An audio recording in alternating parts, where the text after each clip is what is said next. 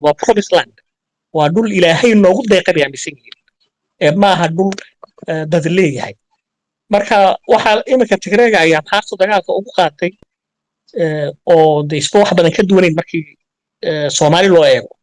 balse markii diin la eego tigreega ka sii xag jirsan oo ka nacay badan amhaarta waxa ugu muhiimsan oo imika Itoobiya la isku hayay waxay ahayd war wadankan ma wadan alla sameeyay oo dhulkan annagu aan leenahay ilaa Soomaaliya ilaa Madagascar ilaa Indonesia ilaa Indian Ocean baan lahaan jirnay ilaa Yaman mise wadankan qoomiyadaha iska leh oo Soomaali dhulka iyada iska leh waqtiga ku soo biirtay waa la garan Itoobiya la qasbay lagu daray